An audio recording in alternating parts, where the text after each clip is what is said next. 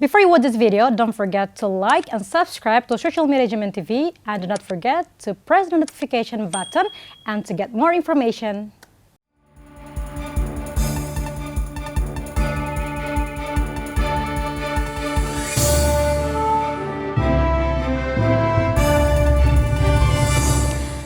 Good day, everyone. Here is Asean News for today. With me, Vanessa. Malaysian King agrees the resignation by Prime Minister Muhyiddin Yassin.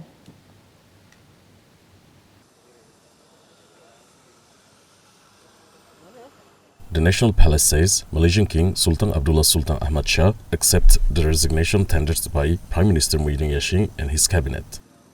The National Palace in a statement says Sultan Abdullah also appointed Muhyiddin as the caretaker Prime Minister until his successor was chosen. In a televised address, Muhyiddin says he resigned as he had lost the majority support in the lower house of parliament.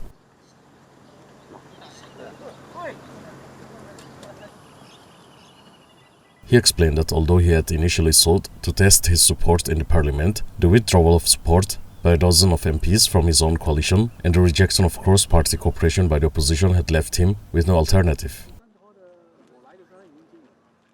According to Malaysia's constitution, the king, as the country's supreme head of state, appoints a parliament member as the prime minister, whom in his view commands the majority of the member of parliaments. Muhyiddin became the prime minister in March last year, following the abrupt resignation of former prime minister Mahathir Mohamad, but he has been holding on to power with a slim majority in the parliament. Muhyiddin's resignation came after Ahmad Zahid Hamidi, president of the United Malays National Organization, a component of the ruling Muhyiddin coalition, withdrew UMNO's support for the prime minister together with a member of UNMO and PEACE. King of Malaysia calls all parties to work together in search for a new prime minister.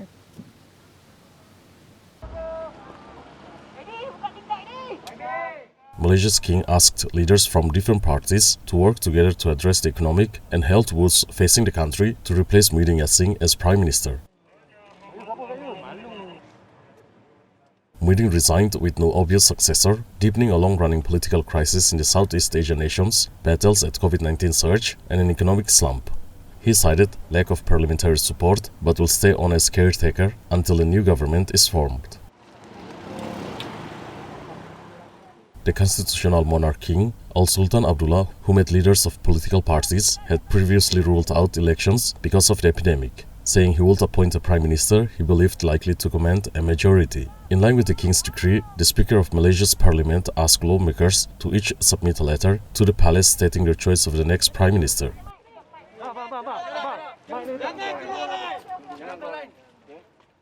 After monarch's meeting, opposition leader Anwar Ibrahim says, meanwhile told political leaders that the new prime minister must have a majority in the parliament, but also that the shape of politics must change.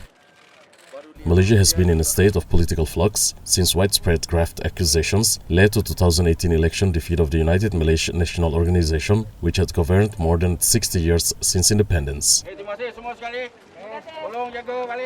A volunteer monk helps cremate victims of COVID-19 in Thailand.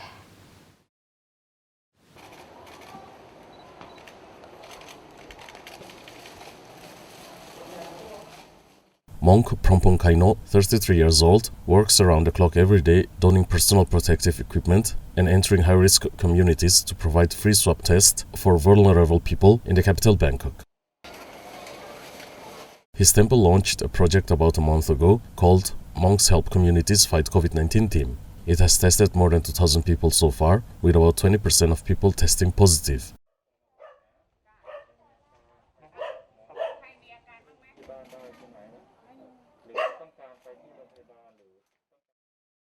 Due to the country's current situation, medical teams cannot meet the demand of people. As a monk and temple, we want to help because the community and temple have lived together for a long time. เราทำงานทุกวันไม่มีวันหยุด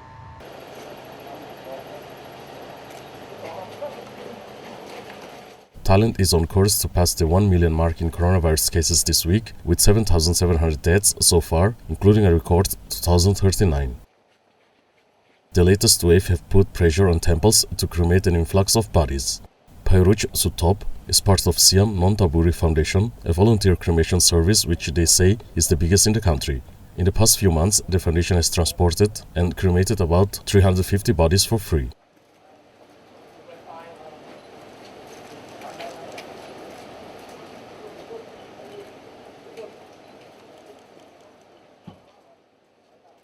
The nation is in crisis now. I've never seen Thais suffer this much. Some people may not be able to feel it from only watching the news, but to me, as the latest person at the gate between the human world and the afterlife, it's hard to control our emotions to not be sad.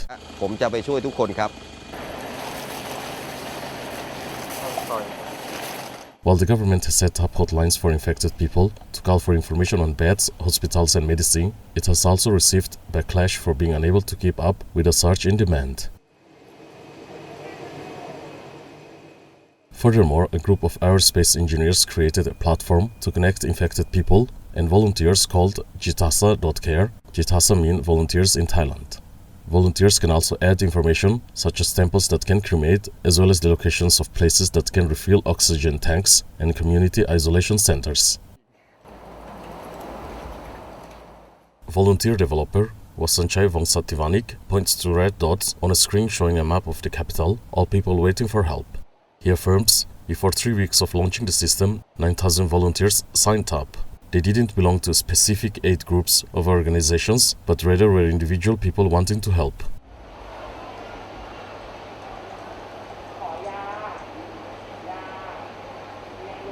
Police used water and tear gas to disperse demonstrators who protesting against Prime Minister.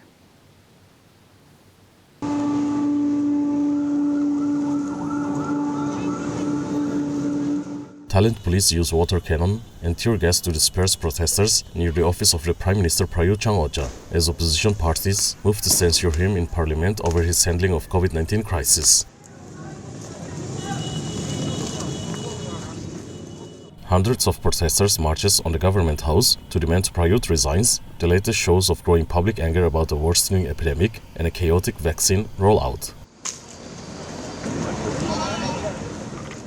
The rally is also being led by groups who also sought Army Chief Prayut's ouster last year, accusing him and his allies of seeking to entrench the military controls of politics. According to House Speaker, opposition lawmakers filed a no-confidence motion against Prayut and 5 of his cabinet ministers, which will lead to a censure debate over the COVID-19 crisis, likely later this month or early September. Police fired tear gas canisters and used water cannon when protesters tried to dismantle a police barricade, the latest as in a series of recent demonstrations that led to violence, including the use of rubber bullets to disperse protesters. Clashes also occurred on the same day at Prayut's residence in another part of the capital.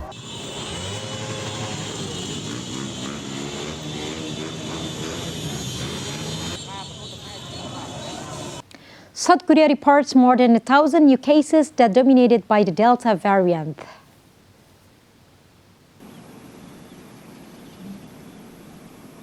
South Korea reports another daily record of 1,842 coronavirus cases. It struggles to tame its worst ever wave of outbreaks. The latest numbers include 270 sailors on an anti-piracy Navy destroyer patrolling the waters of Africa who are flown home after being infected with COVID-19.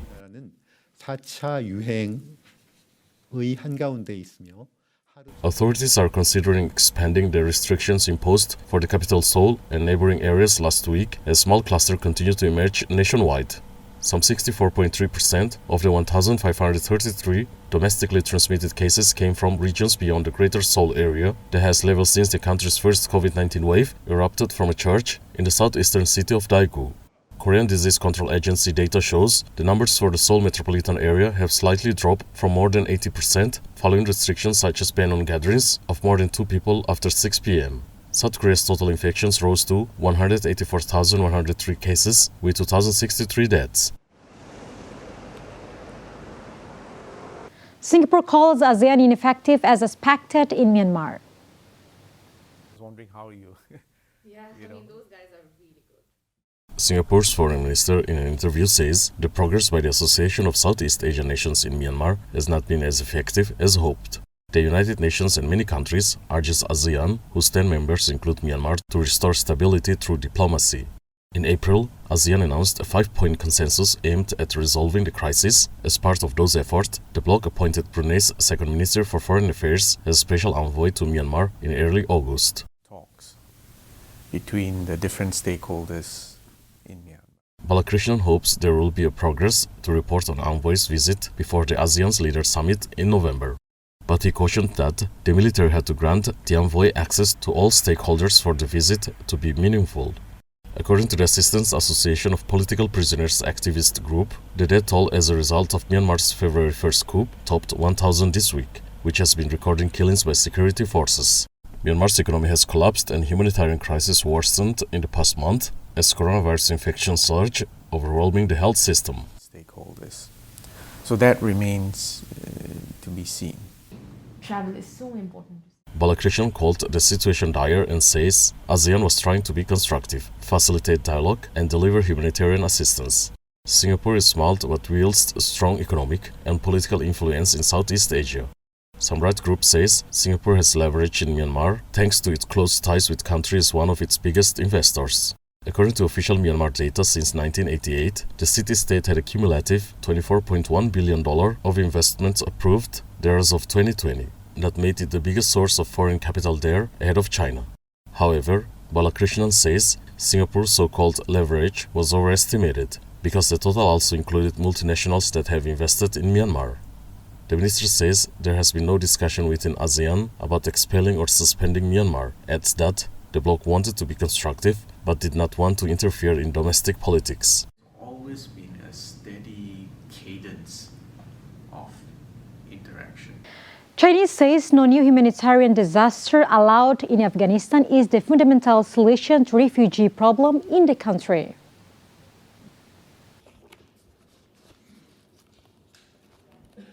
Foreign Ministry spokeswoman Huan Chunyi at a press briefing in Beijing says no new civil war or humanitarian disaster should be allowed to occur in Afghanistan, which is the fundamental solution to the refugee problem in the country. In response to a question on whether China will assist in the mass evacuation from Afghanistan and is willing to accept Afghan refugees, Hua says that the international community should work together to promote dialogue and communication among relevant factions of Afghanistan. We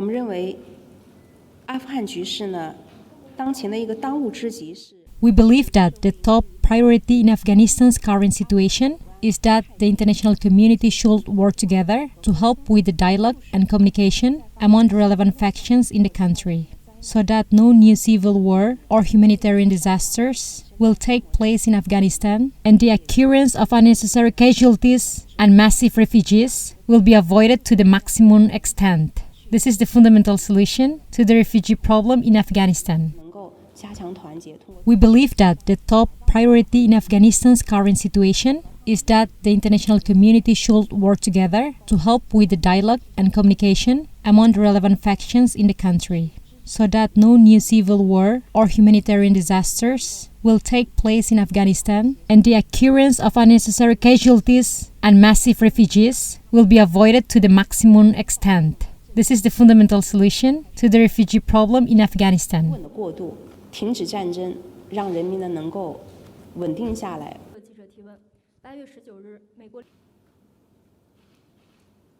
King of Malaysia appoints Ismail Sabri Yaakob as the country's new prime minister.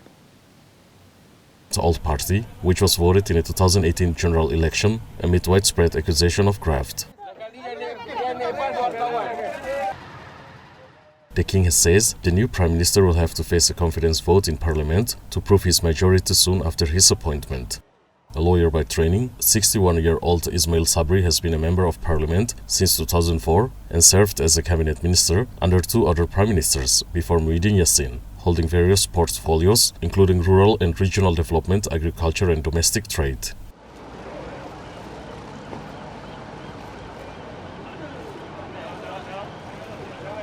Former President Khmer Rouge Khieu Samphan starts the appeal trial over various crimes against humanity.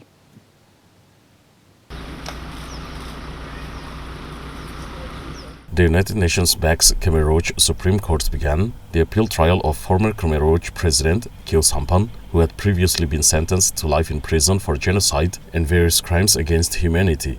Kyu Sampan lawyer says he plans to speak but will wait until the last day of this week.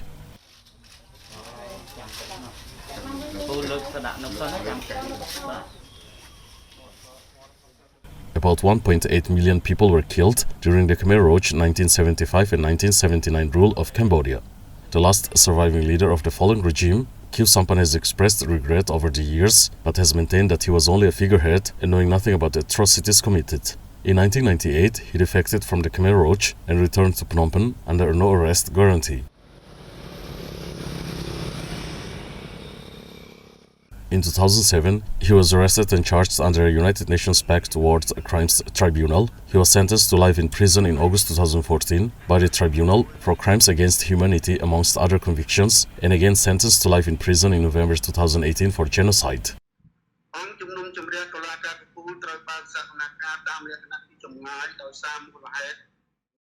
China expects Afghanistan to form an open, inclusive, representative, broad government in the country.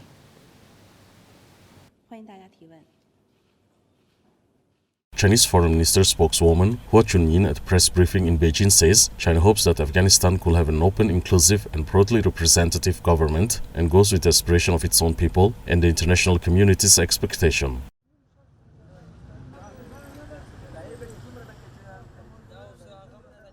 We have noticed the Afghan Taliban statements and the ongoing negotiation between various factions in Afghanistan on the structure of future regime. Yesterday, we read reports that the Taliban's representative, the chairman of the Afghan High Council for National Reconciliation, and former Afghan president held talks. China's stance on the Afghan issue is very distinct and clear. We hope that an open, inclusive and broadly representative government could be set up, which pursues moderate and prudent domestic and foreign policies and goes with the shared aspirations of its own people and universal expectations of the international community.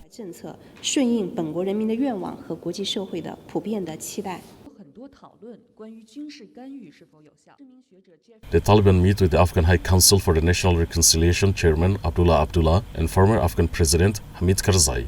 The meeting came after Afghan President Muhammad Ashraf Ghani left the country after the Taliban forces take over most parts of the country. The Taliban says that it intends to form an inclusive government in Afghanistan and does not want to have any internal or external enemies.